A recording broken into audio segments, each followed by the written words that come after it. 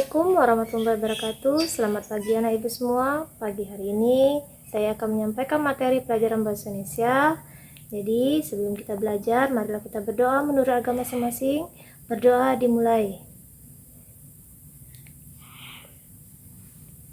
Berdoa selesai. Baiklah anak ibu semua, hari ini ibu akan menyampaikan materi yang berkaitan dengan materi kita yang kemarin. Namun sebelumnya kamu lihat videonya nah ya.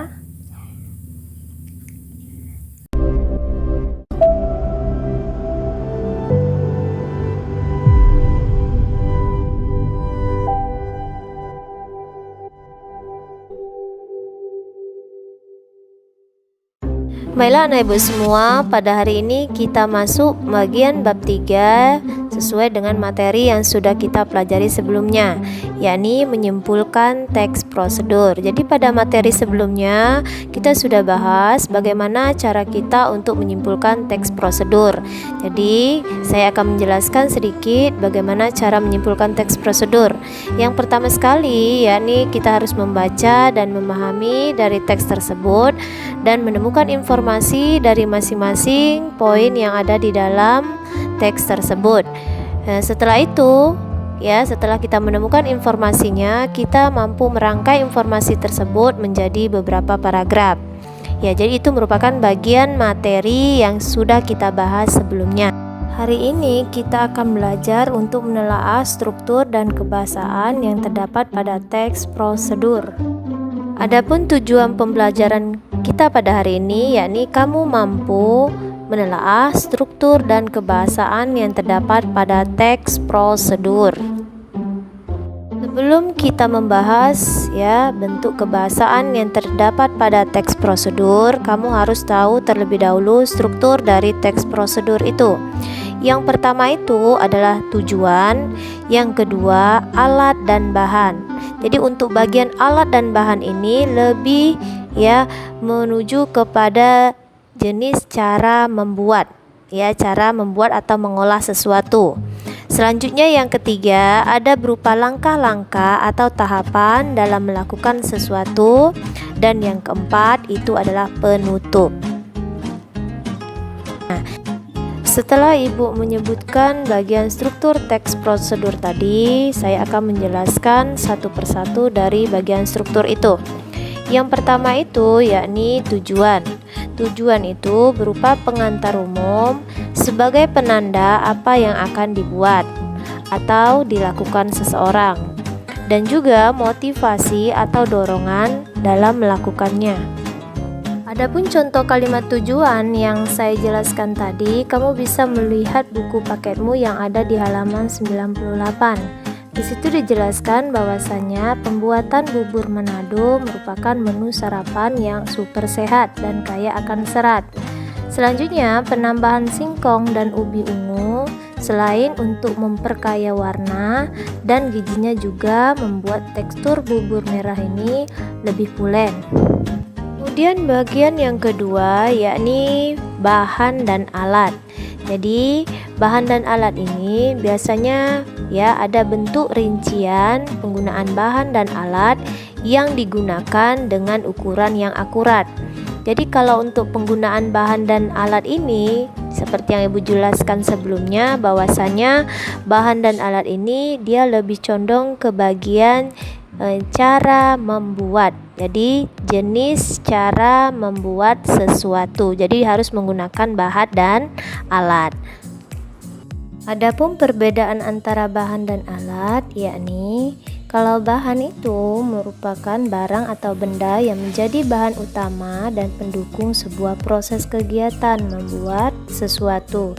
Contohnya 400 gram nasi merah, 1500 ml air, 1 buah ubi ungu, 1 buah jagung, dan 1 ikat kangkung. Jadi semuanya itu merupakan bagian dari bahan. Selanjutnya kalau alat yakni benda yang dipakai untuk mengerjakan sesuatu.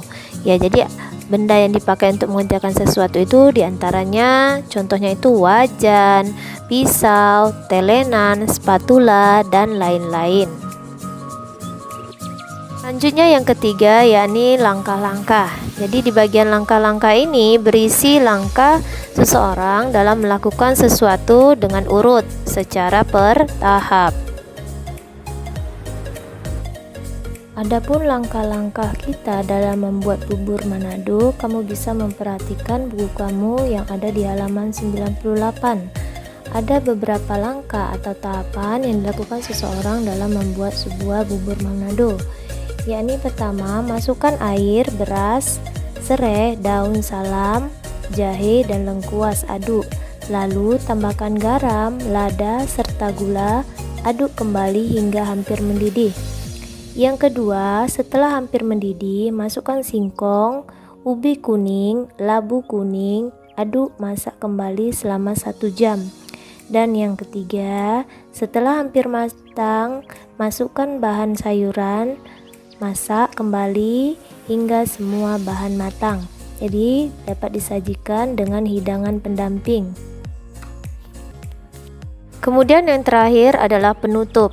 Di bagian penutup ini berisi penekanan pada keuntungan dan ucapan selamat dalam melakukan sesuatu.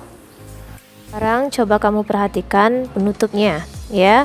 Bagian penutup yang saya contohkan ini ya, coba kamu perhatikan, di situ ada kata murah-murah dan sekaligus sehat. Sarapan sehat dengan menu makanan tradisional yang telah dikreasikan. Selamat mencoba. Jadi itu merupakan bagian penutup dari teks prosedur yang ada di bukumu halaman 98. Berikutnya kita akan membahas kebahasaan yang terdapat pada teks prosedur.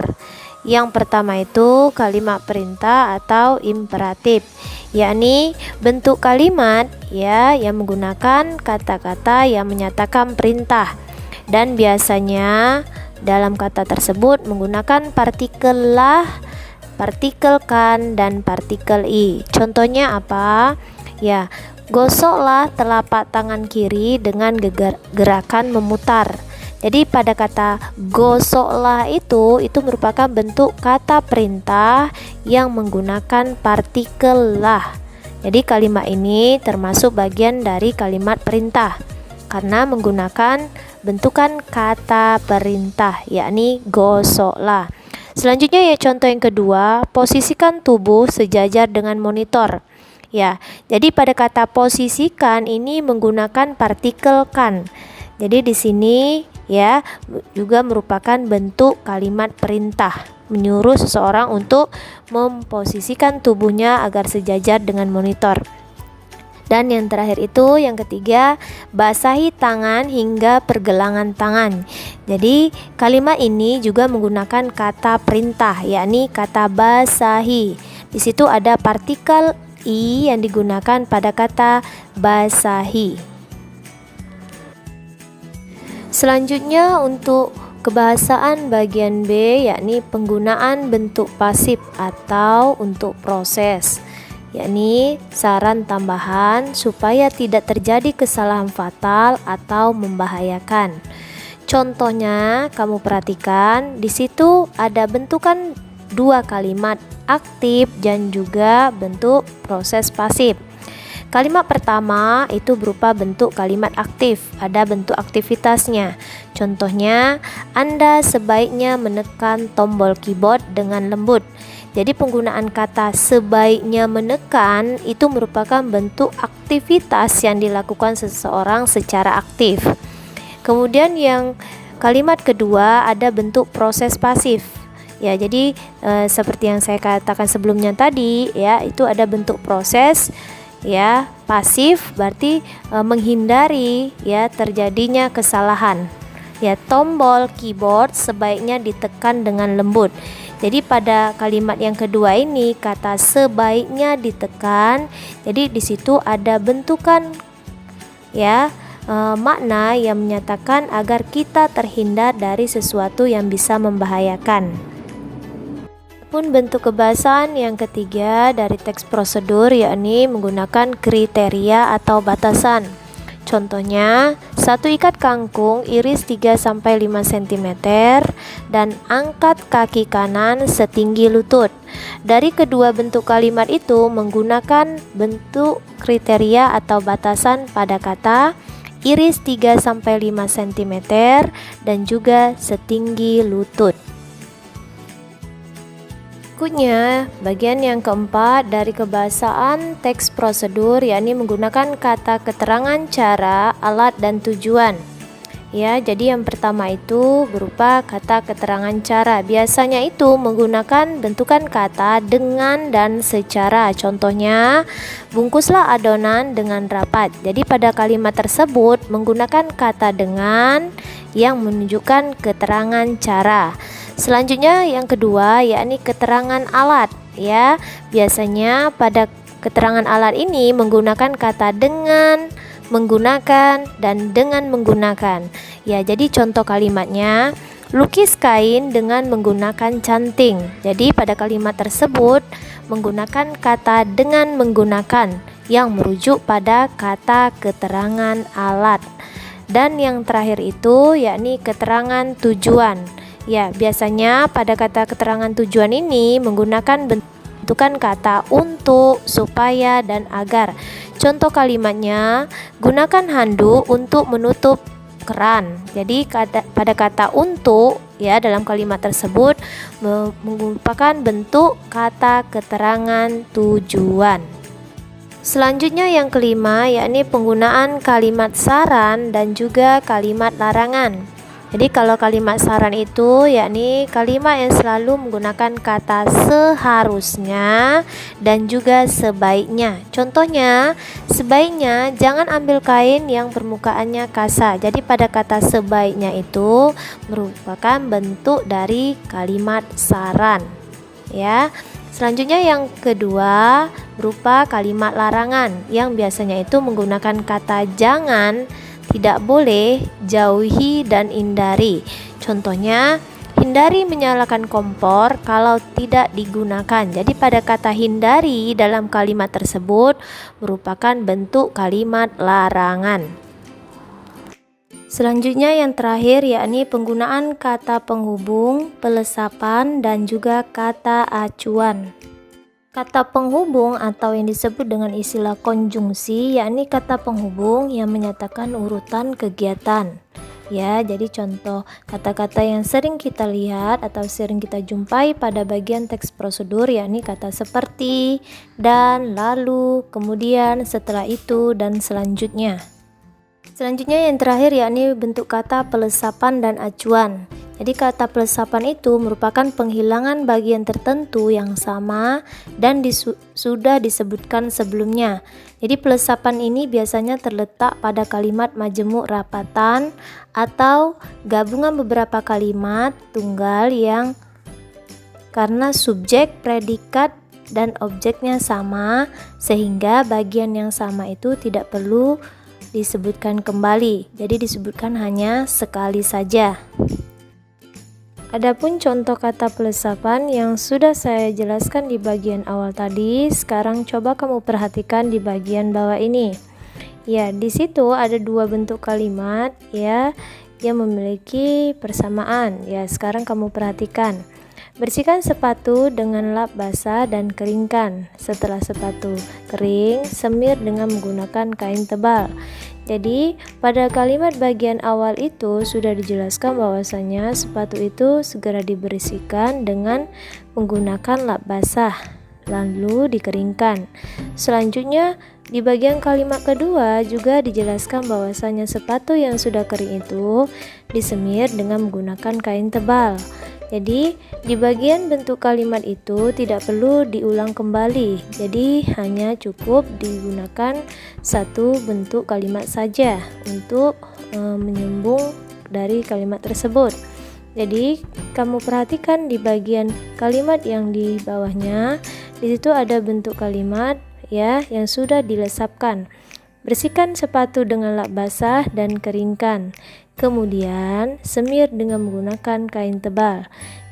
Selanjutnya, kata acuan merupakan kata ganti yang digunakan agar tidak terlalu panjang. Jadi, kamu perhatikan contohnya ya, Nak ya. Selanjutnya untuk bentuk kata acuan atau kata ganti pada contoh kalimat tersebut ya menggunakan bentukan kata benda. Ya, jadi pada kalimat awal ya dan juga kalimat yang kedua kamu perhatikan ya di situ ada bentukan kata benda di bagian awal yakni kata sepatu. Tentunya di bagian kalimat kedua tersebut ya ada menggantikan posisi dari benda yang di bagian awal yakni kata sepatu tadi. Jadi apa yang disemir di bagian kalimat kedua yakni kata sepatu. Jadi tidak perlu ditulis kembali bentuk kata benda yang telah ada di bagian awal. Itulah yang dikatakan bentukan kata acuan. Adapun kesimpulan materi yang saya bahas pada hari ini, yang pertama itu yakni tentang struktur pada teks prosedur itu ada 4. Yang pertama itu berupa tujuan, kedua alat atau bahan, ketiga langkah-langkah, dan juga yang terakhir penutup. Selanjutnya yang kedua, kebahasan yang terdapat pada teks prosedur yakni yang pertama menggunakan kalimat perintah atau imperatif, yang kedua menggunakan bentuk pasif yang menjelaskan proses, yang kedua memiliki kriteria atau batasan, yang keempat menggunakan kata keterangan cara, alat, dan tujuan, yang selanjutnya menggunakan kalimat saran dan larangan, dan yang terakhir menggunakan kata penghubung, pelesapan, dan kata acuan. Sekarang coba kamu kerjakan latihan yang ada di buku LKS Mandirimu halaman 59 sampai dengan 60 dari nomor 15 sampai dengan 25 berupa latihan pilihan berganda. Jadi kerjakan di buku latihanmu ya nak ya. Demikianlah materi yang Ibu sampaikan pada hari ini. Semoga bermanfaat bagi kalian semua.